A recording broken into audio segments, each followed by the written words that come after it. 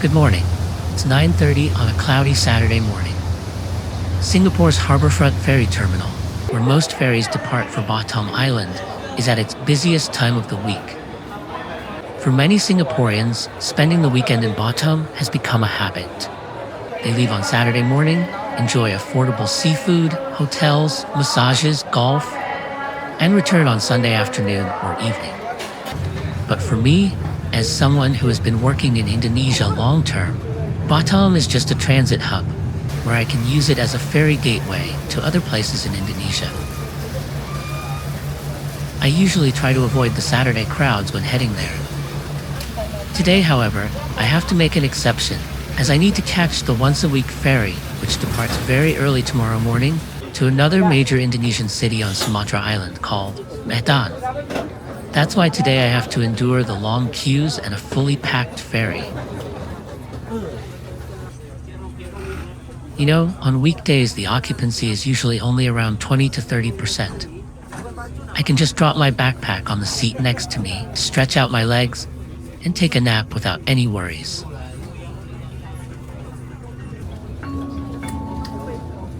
But it's okay, it's only an hour.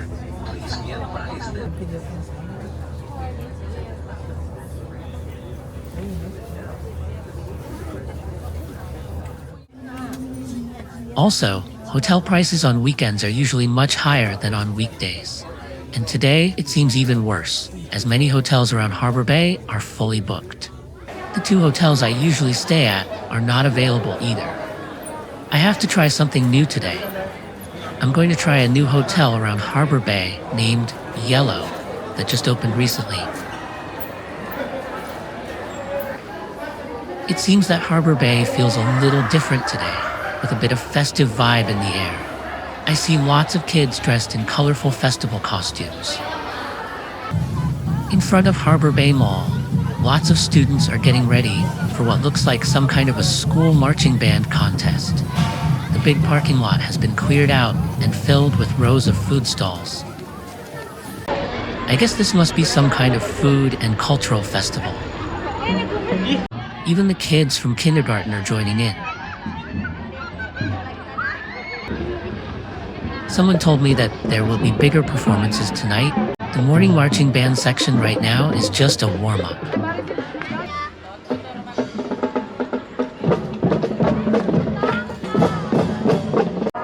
I think I can hang around here for a while since it's not yet time to check in at the hotel. The performances start with the kindergarten kids. Their show is a bit clumsy really, but definitely adorable.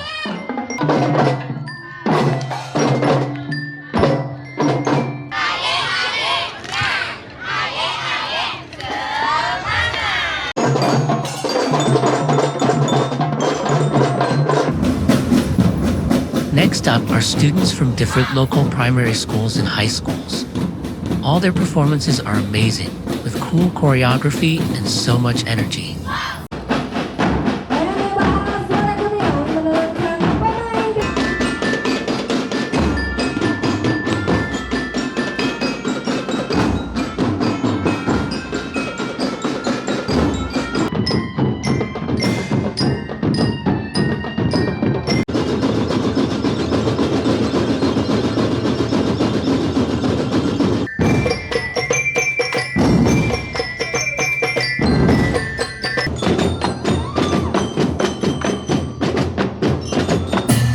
I'd love to stay and watch more, but as noon approaches, the heat is getting stronger, and I still have my backpack with me. I think I'd better head to the hotel and check in. After all, this is really the kids' party. I wish them all the best in the contest.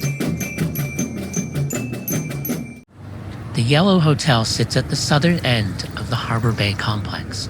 It's a 300-meter walk from the ferry terminal, with no cover and no shade.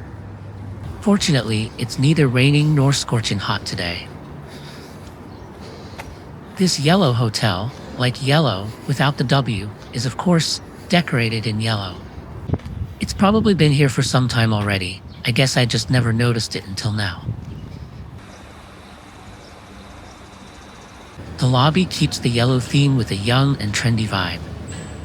It connects directly to the breakfast area, where many tables and chairs are designed to work as both dining and working spaces, under the hotel's creative concept of work and talk.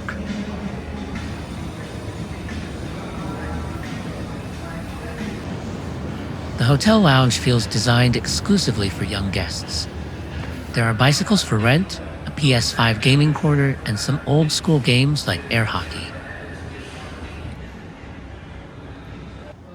And of course, the table football, a game that has nothing to do with real football, but never fails to make people laugh.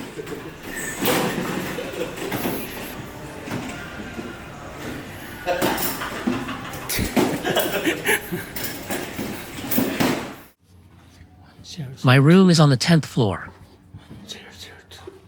I actually hoped for a double bedroom, but since the hotel was nearly full, the only option left was a twin bedroom.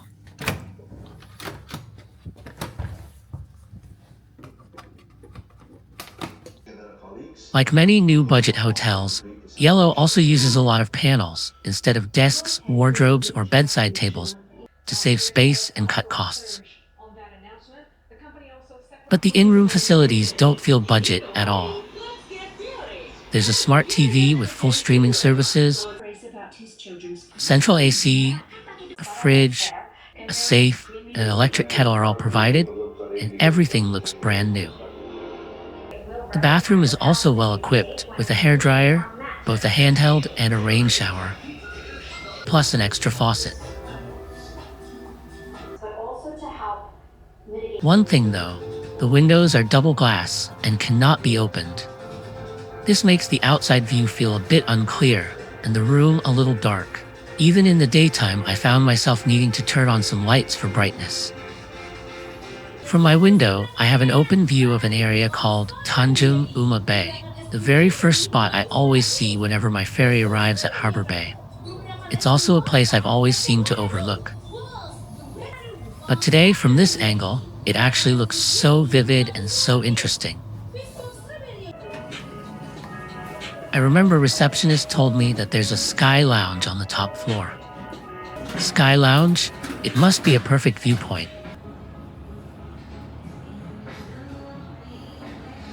And yes, it is. From here, I can get a panoramic view of the whole Harbour Bay complex, plus a faint glimpse of Singapore across the strait. To the north is where I'm quite familiar. Right besides the ferry terminal is the most expensive hotel on the island, Marriott. Definitely not the hotel for me. Next to the Marriott is a serviced apartment with a beautiful pool above a parking lot. And then a glass office tower, which will soon be overshadowed by this ambitious twin tower project currently under construction. I heard that this will be a massive complex with retail at the base, offices above, and luxury apartments on the upper floors. Farther away lies the busy Batam A cargo port.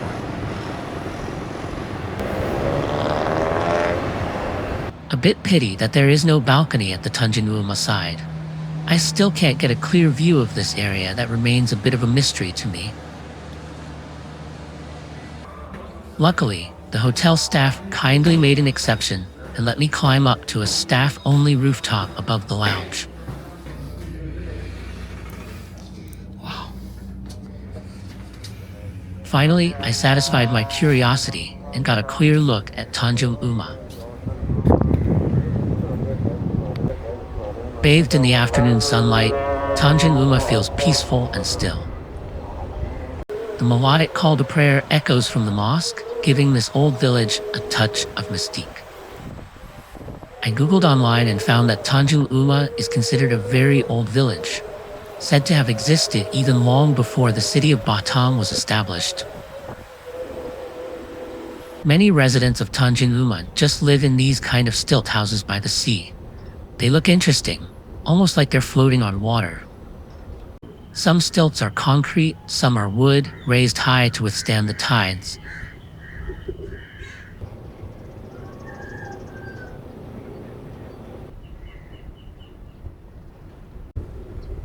In this densely populated neighborhood, I believe many residents make their living from fishing. Their boats are moored at the simple docks right outside their homes. A few logs tied together serve as ladders, and young villagers climb up and down barefoot with ease. Here in this water village, boats are sure not just for fishing only. They also serve as taxis or cargo carriers. This boat fully loaded with bananas, and the trading seems to happen directly on the dock with wholesale. Sometimes there are some small commercial ferries like this arrive, fully packed with passengers inside and loaded with goods and motorbikes tied onto the roof. They dock at a relatively larger pier on the edge of the village. But even there, it's still just those same simple wooden ladders for passengers to climb on and off. For young men, it's no problem, but women and children often need a helping hand. As for elderly passengers, it's hard not to worry for them as you watch them climb up and down in such a difficult way. I've been standing here on this rooftop for quite a long time without realizing it. This vivid water village really mesmerizes me. The wooden stilt houses, the golden domes of its mosques, and the fishermen gliding back and forth in their small boats all weave together like a romantic poem, quietly telling the story of people who live calmly, with resilience, holding their ground on the ever-developing edge of the city. Then suddenly, an idea hit me. Why not go down there, step into the village, and see its life and people up close? I'm not an impulsive person usually, but in that moment, I did make this decision in an instant. I forgot which corny drama it was, but there's a line that goes, "Sometimes it's nice to start a journey without a map." But of course, it's just a metaphor. I definitely can't go anywhere without a Google map. And according to Google Maps, Tanjung UMA is actually not far away from one of my favorite noodle shops in Batam. From there, a little shortcut path on foot leads straight into the village. Yeah, kiri sini, yes. This noodle shop is a hidden gem, neither in a business district nor a tourist area, Terima kasih. but squeezed between a few roadside hardware stores. At lunchtime, most of the customers are either loyal regulars who drive here or delivery riders stopping by. It's a challah beef noodle shop in Chinese Lanzhou style. It might not 100% authentic, but it's the taste I like. Today, the owner is giving out a new dish to every customer for free. Crispy Chinese scallion pancake, kind of like a flatbread with green onions. So kind of them. But the fried noodle I ordered is already a huge portion. I'll try my best to finish it, even if my stomach is about to burst. After a high-carb lunch that left me more than full, I'm ready to begin my exploration of Tanjung UMA. According to the Google map, once I pass the green sign ahead, the narrow path will become pedestrian only. Not even motorcycles are allowed, let alone cars. That's because literally, this area is built over the water already. The houses and even the path beneath my feet all stand on stilts. But obviously, motorcycles still find their way through here anyway.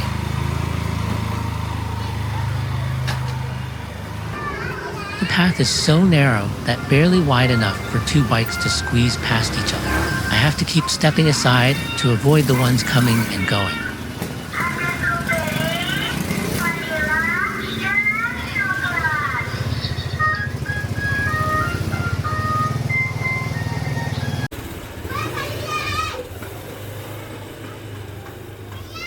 The houses here are packed together tightly, with laundry hanging above the narrow alleys. Some small shop owners make the most of the tiny space in front of their doors to prepare their goods for the day.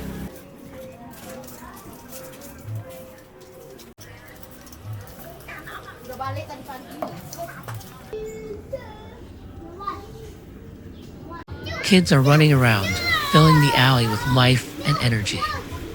They are still too young to understand the responsibilities and burdens on their parents' shoulder. Hello. At the end of these narrow alleys, the houses by the water are entirely supported by wooden stilts.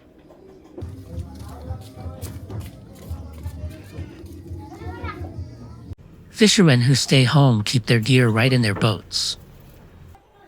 These small boats, I suppose, are only used for nearshore fishing.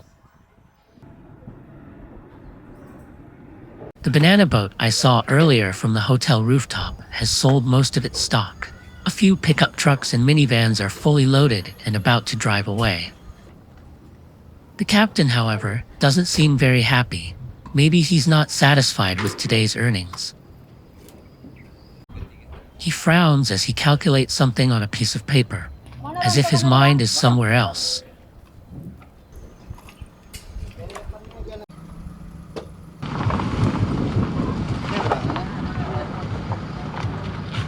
A few small distributors arrive on their motorbikes. They don't even need help from the crew. They just grab what they need, weigh it themselves, and haul it off, simply telling the crew the weight before they go.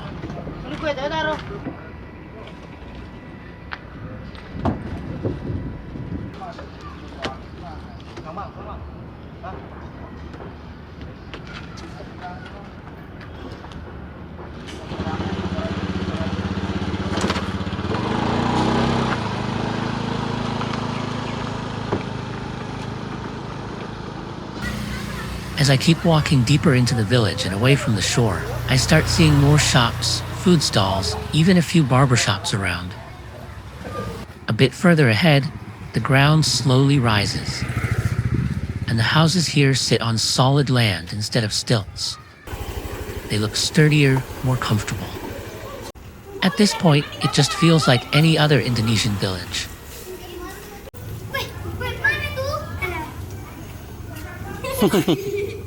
At the moment, maybe it's just the weak signal or Google Maps isn't updating. I don't know exactly where I am, but I'm not worried at all. In fact, I'm actually quite enjoying this little journey without a map.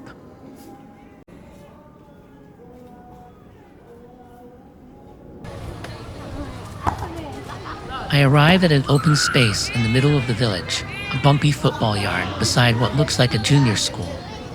This is the kids' playground. They run barefoot, playing football, riding bikes, and flying kites. I can't help but a bit worry for them. Hope their bare feet not get cut by the stones.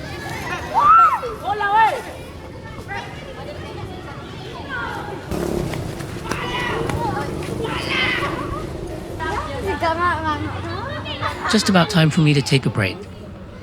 I can grab a cold drink from a nearby kiosk and sit down for a while. Despite the language barrier, I still enjoy our little talk with the local residents. Ya, dua. Berapa tahun? Dua. Dua. Ini 3 tahun. Ini 3 tahun. Ya. Apa sih yang hilang? Jujur, Please. nggak dapat duit. Tolong sumbangan. Asik. Wow. Jamin lah bentar ya. Apa sih?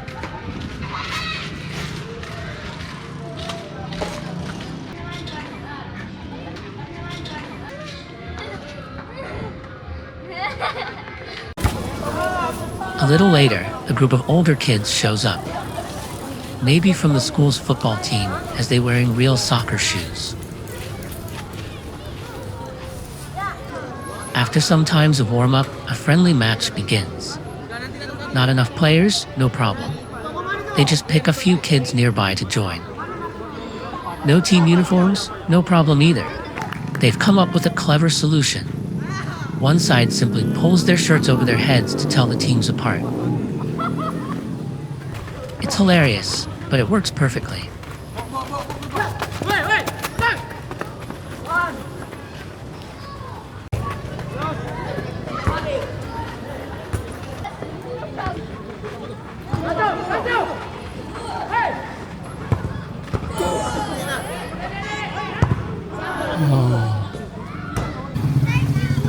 After I say goodbye to the kids at the football field, I keep walking.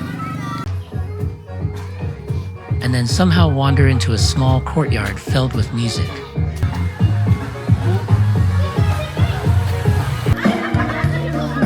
Right here, a fun karaoke plus volleyball match is going on. No proper court, no rules, no teams, just pure fun. When a motorbike passes by, they simply lift the net to let it pass and continue right after.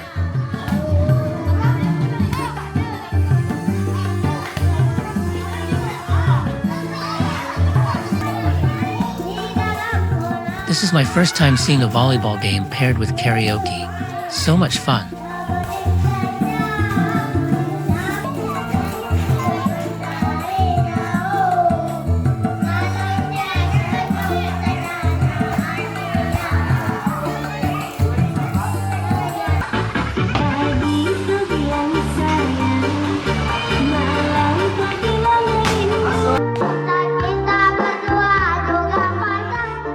The kids' innocent voices turn the courtyard into a cheerful playground.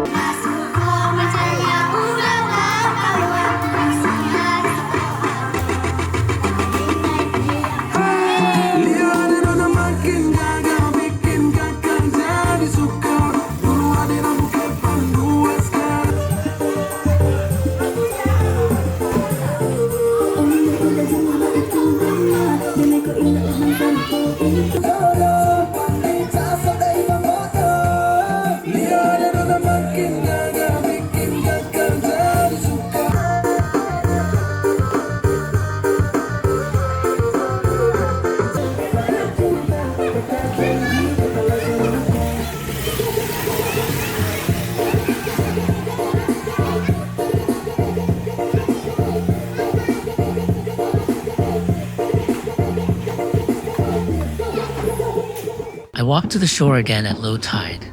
It's so peaceful and calm here at the moment, with only the faint sound of fishermen fixing their boats in the distance.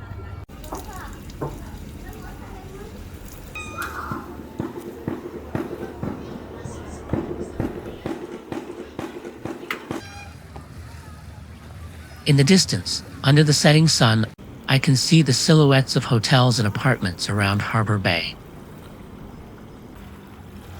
Just a few hours ago, I was standing on the rooftop of the YELLO Hotel, gazing down at this village with curiosity.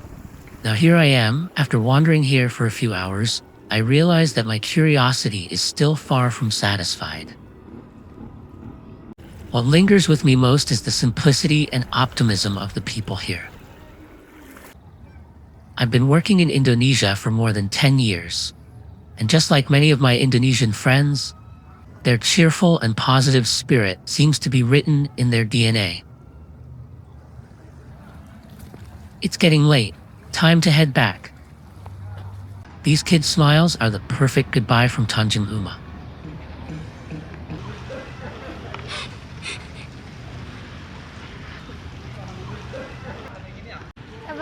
Oh, bagus. 8 p.m. The square in front of Harbor Bay Mall is buzzing with life. I can already hear the loud music before I even get close.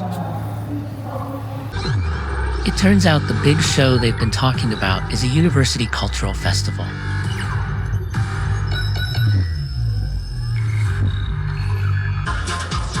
Food stalls fill the square with all kinds of snacks.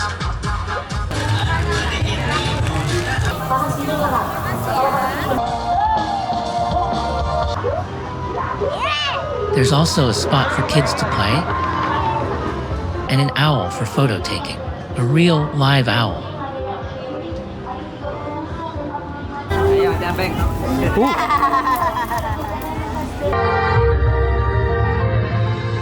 The students' show begins, bursting with youthful energy, passionate, creative, and full of heart.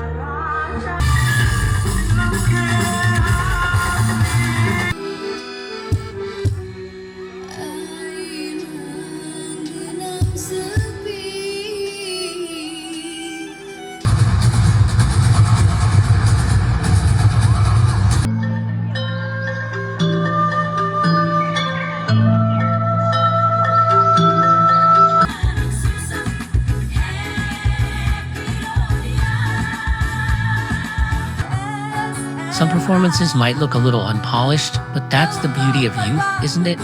Pure and unfiltered.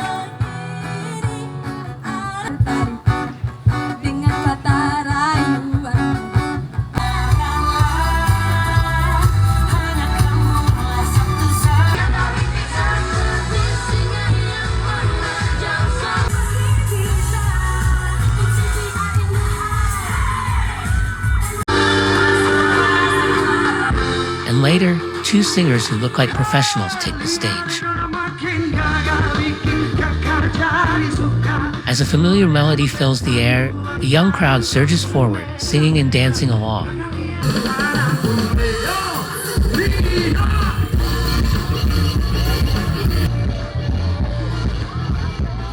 The student performance has now turned into a full-blown party.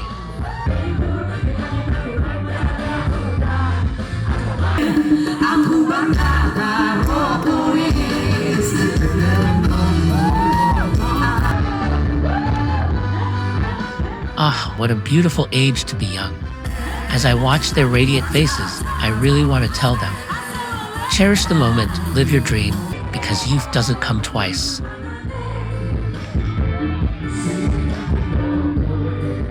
I quietly step away. This is their night, their party.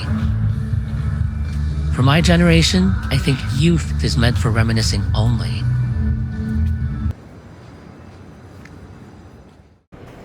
"8 o'clock, Sunday morning. Harbor Bay is still quiet, only a few early runners around.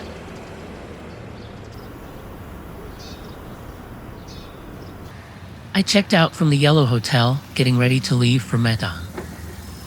Pagi. Pagi, Pak. Pagi. Pelabuhan, Pak. Pelabuhan, Pak. Bantuan, Pak. Terima kasih. Oke, Pak. Siap, Pak.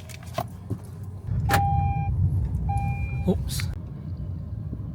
Last night, an Indonesian friend called and asked if I should delay my trip because of the current situation. I told him not to worry, I'll be careful. Honestly, I've never felt this country has anything to fear in the long run. It's just a few bumps along the way, like every country faces. A nation with so many young and passionate people will always find its way forward. I forgot where I read something called Happiness Index, saying that Indonesia ranks surprisingly high, even higher than many developed countries. And I believe it, because that spirit of optimism is written across the faces of young Indonesians everywhere. Even just within this one day, I can feel it, whether at Harbour Bay or Tanjung UMA Bay.